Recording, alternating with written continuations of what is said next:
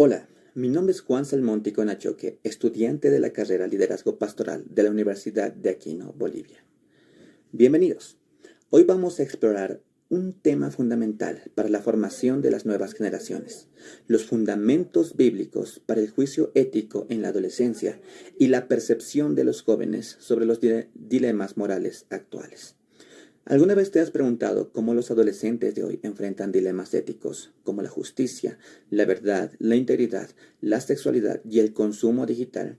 Y más importante aún, ¿cómo puede la perspectiva bíblica ofrecer respuestas relevantes en medio de una cultura hiperconectada y relativista? Hoy vamos a recorrer dos partes fundamentales. Primero, los fundamentos bíblicos para el juicio ético en la adolescencia. Y como segundo, cómo los adolescentes perciben estos dilemas actuales desde una perspectiva bíblica. Como en la primera parte mencionamos, va a ser fundamentos bíblicos para el juicio ético. El decálogo como estabilizador moral. En esta primera parte veremos lo que es el decálogo, estos 10 mandamientos que muchas veces se han visto como simples restricciones, pero la perspectiva bíblica son mucho más, son una red de seguridad moral, un estabilizador para la vida del adolescente. En un mundo donde la falta de referentes absolutos genera confusión, los 10 mandamientos establecen límites protectores. Analicemos rápidamente qué es lo que nos dicen directamente hacia las relaciones humanas. 1.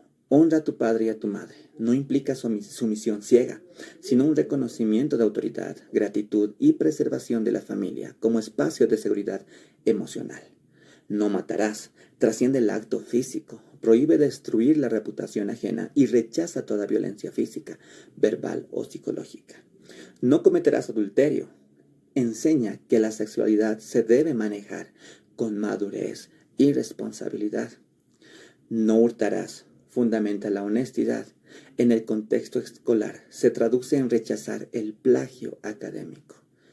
No hablarás falso testimonio. Es el pilar de la verdad en la era digital, prohibiendo la difamación y el acoso en redes sociales. Continuamos con la sabiduría bíblica y formación de criterio. En cuanto a la ética bíblica, no se queda en reglas externas. Los libros sapienciales como Proverbios se enfocan en la microética cotidiana, en el arte de vivir bien. El principio fundamental es el principio de la sabiduría que se traduce en el temor del Señor. Esto nos menciona Proverbios capítulo 1, verso 7. Y esto no es un miedo, sino más bien un respeto reverente hacia el orden moral del Creador. Proverbios nos presenta dos caminos. El necio actúa por inmediatez, orgullo y gratificación instantánea, y no mide consecuencias. En cambio, el sabio escucha, reflexiona, domina sus impulsos y busca consejo constructivo. Para el adolescente, el juicio ético se convierte en una herramienta analítica. Aprende a evaluar si sus círculos sociales potencian su crecimiento o aceleran su degradación moral. Continuamos con la revolución ética del Nuevo Testamento. En el Nuevo Testamento, no se desmantela la ética del Antiguo, sino más bien que se lleva a su máxima expresión. La gran transición es de pasar de una obediencia externa a una transformación interna del corazón. En el Sermón del Monte, Jesús introduce la famosa fórmula: oísteis que fue dicho, pero yo os digo.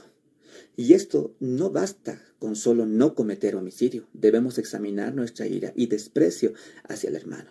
No basta con no cometer adulterio. Debemos guardar la pureza de mirada y pensamiento.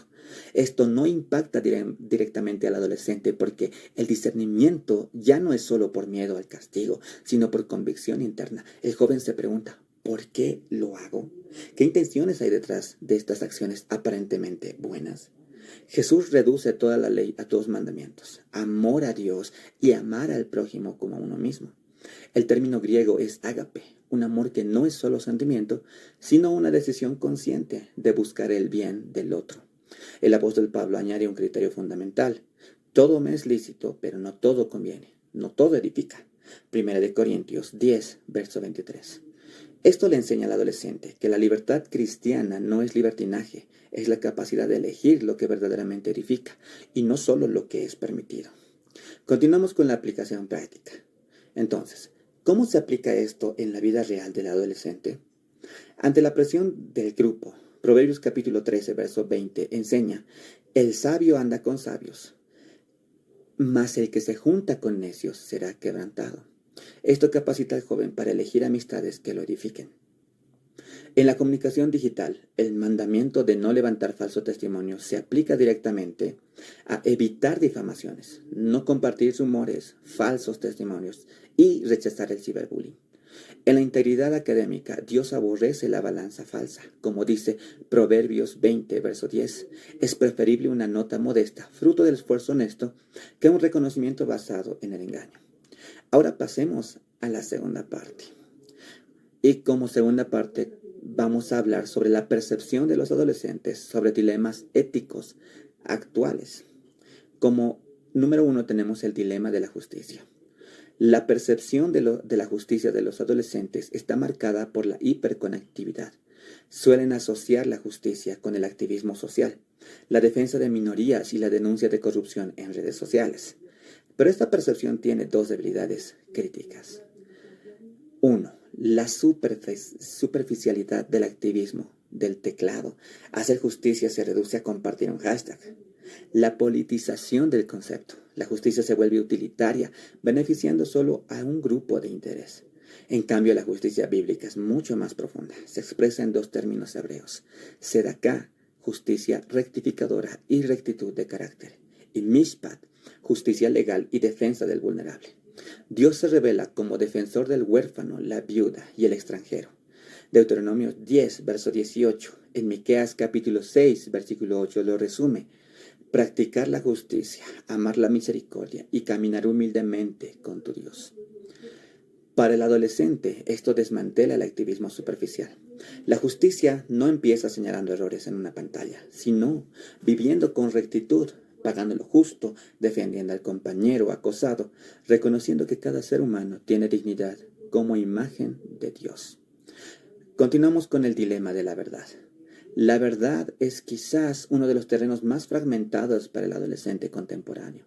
Frases como tu verdad, mi verdad o cada quien con su verdad reflejan la pérdida de la perspectiva objetiva. Las redes sociales crean cámaras de eco que validan opiniones personales por encima de los hechos.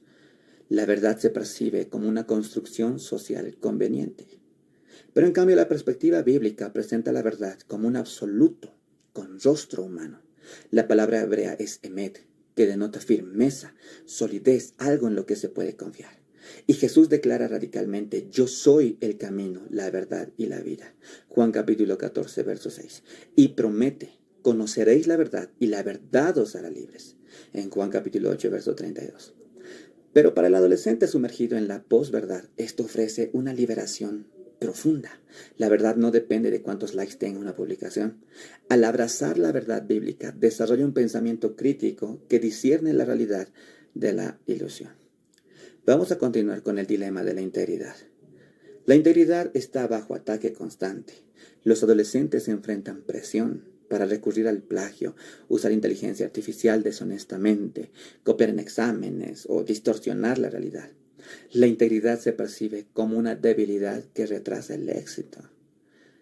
En el plano digital, la falta de integridad se manifiesta en la creación de personajes virtuales. El adolescente muestra una vida perfecta y falsa, disociando su yo virtual del real. La Biblia llama a una vida de coherencia absoluta. Proverbios capítulo 10, verso 9 afirma: el que camina en integridad anda confiado. Tenemos el caso de José en Egipto, ya que es ejemplar, tentado por la esposa de Potifar en la privacidad del hogar donde nadie lo veía. Responde: ¿cómo haría yo este grande mal y pecaría contra Dios? Eso lo vemos en Génesis capítulo 39. Y el juicio ético de José no dependía del ojo humano, sino de su relación directa con Dios. Pablo exhorta: presentándote tú en todo como ejemplo de buenas obras. Y esto se lo dice a Tito. Entonces la integridad bíblica desafía al adolescente a entender que el carácter es más importante que la reputación. La reputación es lo que otros piensan. En cambio, el carácter es lo que somos cuando estamos solos. Continuando con el dilema de la sexualidad. Estamos ante lo que llamamos pansexualismo. En la cultura, la saturación del entorno social, con estímulos sexuales, donde la identidad se explica fundamentalmente a través de la libre exploración sexual. El adolescente es bombardeado con hipersexualización en medios y redes, donde el cuerpo se convierte en un objeto para obtener validación. En cambio, la perspectiva bíblica comienza en el diseño original. Por tanto, dejará el hombre a su padre y a su madre, y se unirá a su mujer, y será una sola carne. Esto nos dice en Génesis. La sexualidad no es accidental, sino parte de un diseño sagrado. Pablo confronta la mentalidad liberal con una verdad revolucionaria. Vuestro cuerpo es el templo del Espíritu Santo. No es vuestro. Habéis sido comprados por precio, y esto se menciona en 1 Corintios. Entonces, para el adolescente esto cambia las reglas del juego. El cuerpo ya no es propiedad privada para hacer lo que se plazca, sino un espacio sagrado. La sexualidad bíblica no es una lista de prohibiciones, sino un llamado al autocontrol, al respeto mutuo y a la pureza de pensamiento y a la dignificación del otro. Vamos a continuar con el dilema del consumo digital. Finalmente, el dilema del consumo en el adolescente, ya que él se vuelve víctima del materialismo líquido, la creencia de que la felicidad se encuentra en la acumulación de bienes materiales. La publicidad y redes sociales crean una insatisfacción crónica.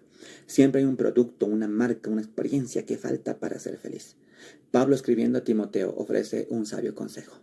Gran ganancia es la piedad, acompañada de contentamiento, porque nada hemos traído a este mundo y sin duda nada podremos llevarnos. Primera de Timoteo capítulo 6, versos 6 y 7. En el juicio ético bíblico no se prohíbe disfrutar de los bienes materiales, pero sí se enseña a ordenarlos correctamente.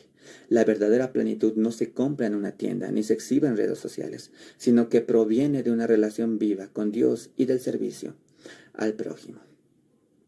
Entonces, el adolescente se libera de la ansiedad del consumo al comprender que la verdadera riqueza está en la gratitud y la generosidad.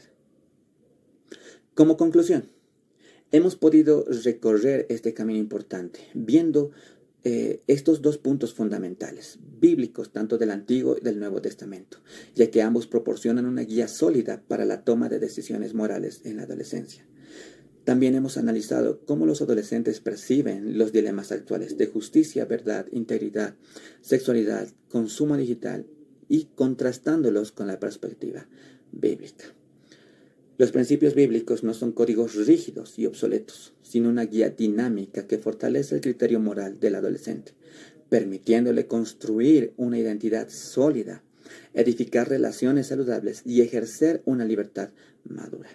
En un mundo que ofrece respuestas superficiales, la perspectiva bíblica ofrece profundidad, propósito y esperanza. La invitación es a seguir explorando, cuestionando y creciendo en este camino de discernimiento.